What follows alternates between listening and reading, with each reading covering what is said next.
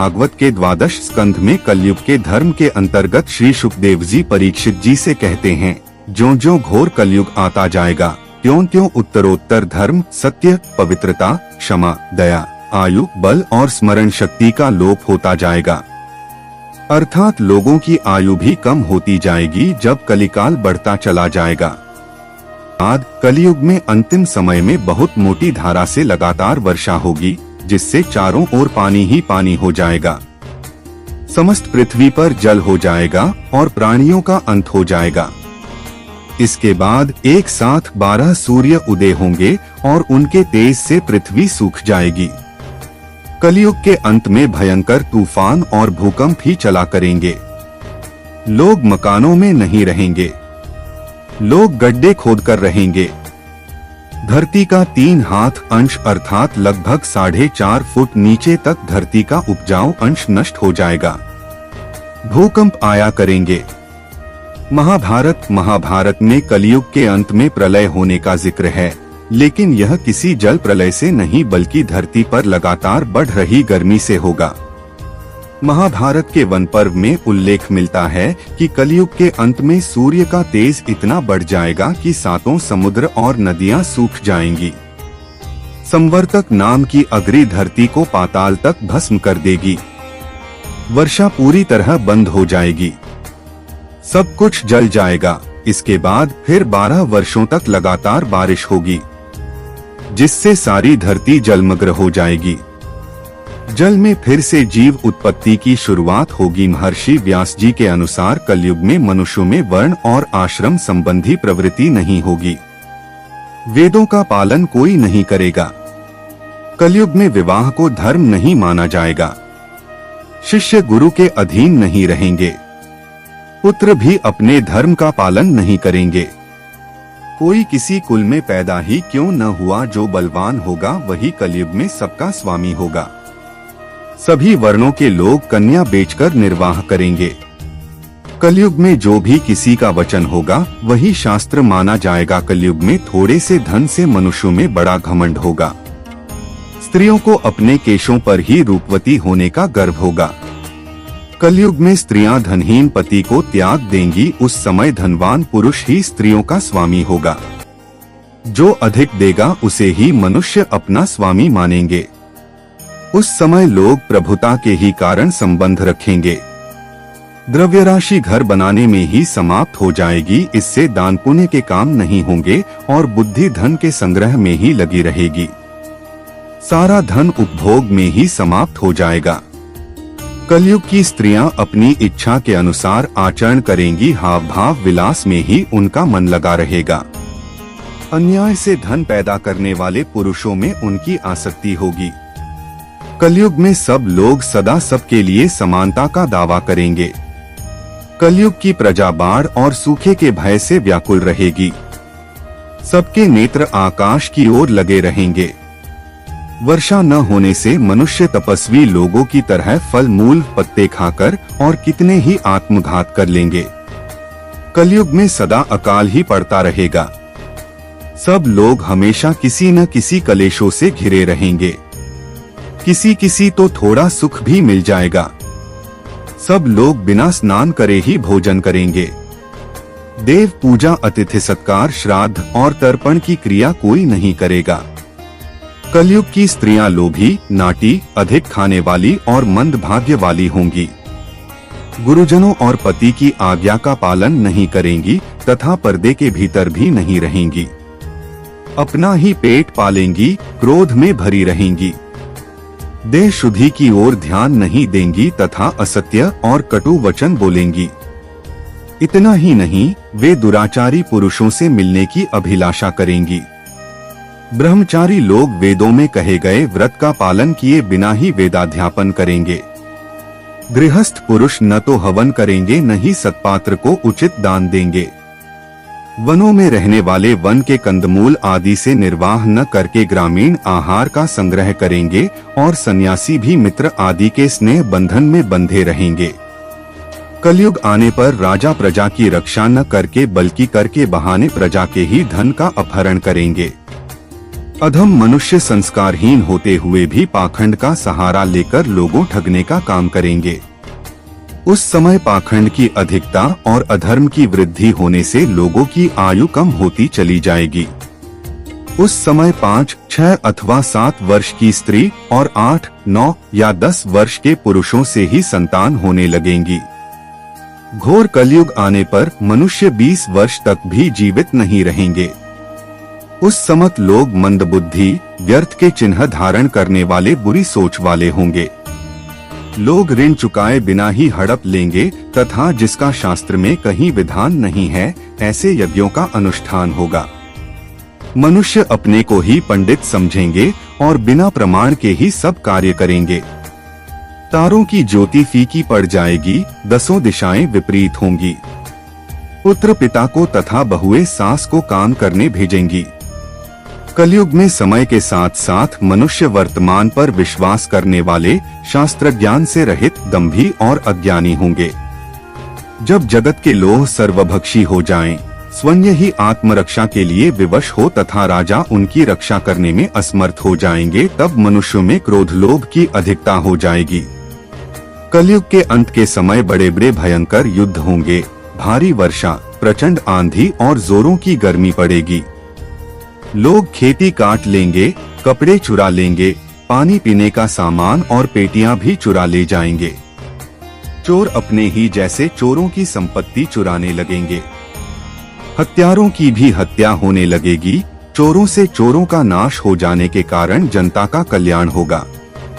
युगांत काल में मनुष्यों की आयु अधिक से अधिक 30 वर्ष की होगी। लोग दुर्बल, क्रोध, लोभ तथा बुढ़ापे और शोक से ग्रस्त होंगे। उस समय रोगों के कारण इंद्रियां क्षीण हो जाएंगी। फिर धीरे धीरे लोग साधु पुरुषों की सेवा, दान, सत्य एवं प्राणियों की रक्षा में तत्पर होंगे। इससे धर्म के एक चरण की स्थापना होगी। उस धर्म से लोगों को कल्याण की प्राप्ति होगी।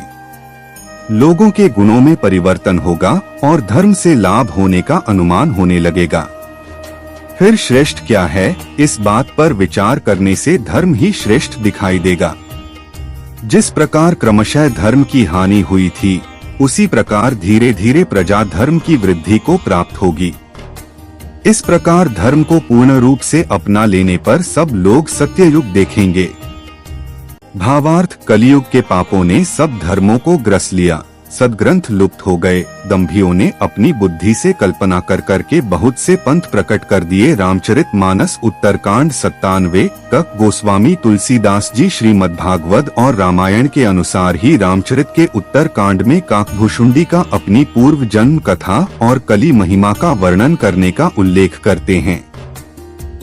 कई हजार वर्ष पूर्व भागवत में शुकदेव जी ने जिस बारीकी से और विस्तार के साथ कलयुग का वर्णन किया है, वह हमारी आंखें खोलने के लिए काफी है। आज उसी वर्णन अनुसार ही घटनाएं घट रही है और आगे भी जो लिखा है वैसा ही घटेगा। कलयुग यानी काला युग, कलहक्लेश का युग, जिस युग में सभी के मन में असंतोष हो, सभी मानसिक रूप से दुखी हो, वह युग ही कलयुग है। इस युग में धर्म का सिर्फ 1/4 अंश ही रह जाता है। कलयुग का प्रारंभ 3102 ईसा पूर्व हुआ था।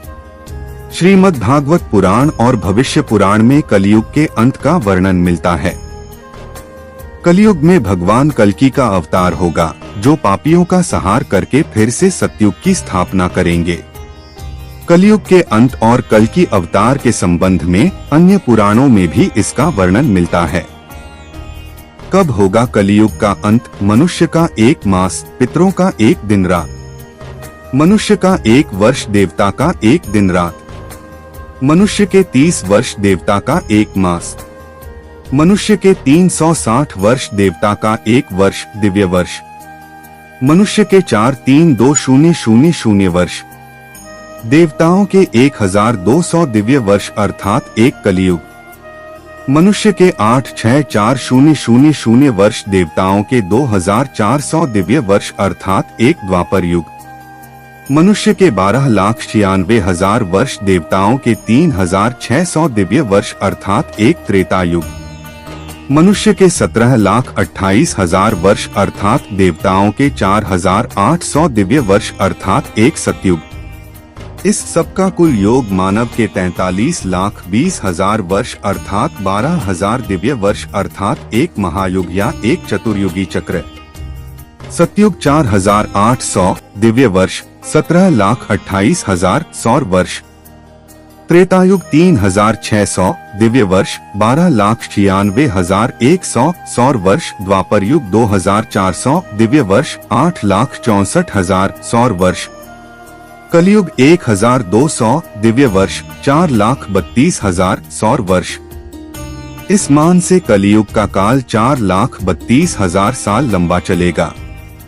अभी कलियुग का प्रथम चरण ही चल रहा। कलियुग का प्रारंभ 3,102 ईसा पूर्व से हुआ था, जब 5 ग्रह मंगल, बुध, शुक्र, बृहस्पति और शनि मेष राशि पर 0 डिग्री पर हो गए थे।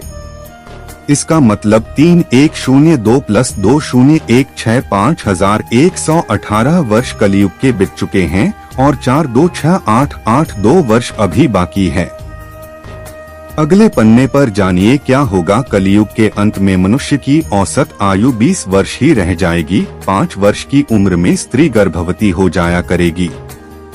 16 वर्ष में लोग वृद्ध हो जाएंगे और 20 वर्ष में मृत्यु को प्राप्त हो जाएंगे। इंसान का शरीर घटकर बोना हो जाएगा। ब्रह्मवैवर्त पुराण में बताया गया है कि कलियुग में ऐसा समय भी आएगा जब इंसान की उम्र बहुत कम रह जाएगी, युवावस्था समाप्त हो जाएगी। कली के प्रभाव से प्राणियों के शरीर छोटे छोटे, क्षीण और रोगग्रस्त होने लगेंगे। श्रीमद् भागवत के 12 स्कंध में कलयुग के धर्म के अंतर्गत श्री सुखदेव जी परीक्षित जी से कहते हैं, ज्यों-ज्यों घोर कलयुग आता जाएगा त्यों-त्यों उत्तरोत्तर धर्म, सत्य, पवित्रता, क्षमा, दया, आयु, बल और स्मरण शक्ति का लोप होता जाएगा। अर्थात लोगों की आयु भी कम होती जाएगी जब कलिकाल बढ़ता चला जाएगा।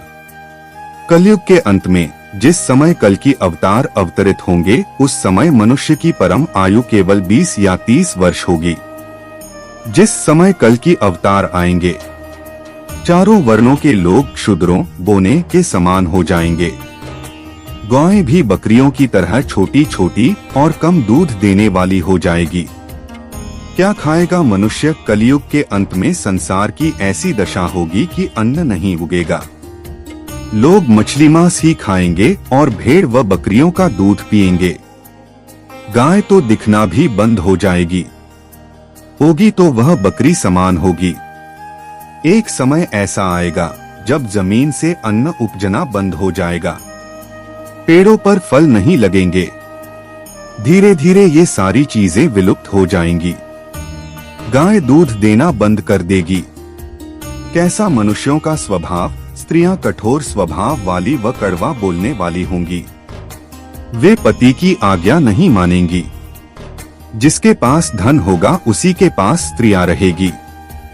मनुष्यों का स्वभाव गधों जैसा दुस्सह, केवल गृहस्थी का भार ढोने वाला रह जाएगा।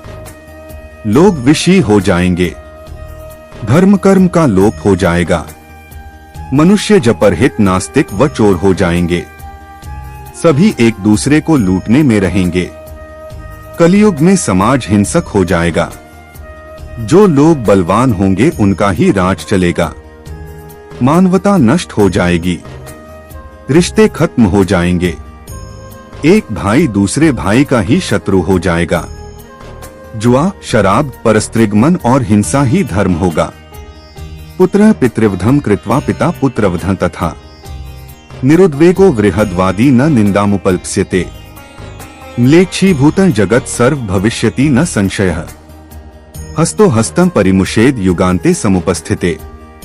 पुत्र पिता का और पिता पुत्र का वध करके भी उद्विग्न नहीं होंगे। अपनी प्रशंसा के लिए लोग बड़ी बड़ी बातें बनाएंगे, किंतु समाज में उनकी निंदा नहीं होगी। उस समय सारा जगत म्लेच्छ हो जाएगा, इसमें संशयम नहीं। एक हाथ दूसरे हाथ को लूटेगा। कलियुग में लोग शास्त्रों से विमुख हो जाएंगे। अनैतिक साहित्य ही लोगों की पसंद हो जाएगा। बुरी बातें और बुरे शब्दों का ही व्यवहार किया जाएगा। स्त्री और पुरुष दोनों ही अधर्मी हो जाएंगी। स्त्रियां पतिव्रत धर्म का पालन करना बंद कर देगी और पुरुष भी ऐसा ही करेंगे। स्त्री और पुरुषों से संबंधित सभी वैदिक नियम विलुप्त हो जाएंगे।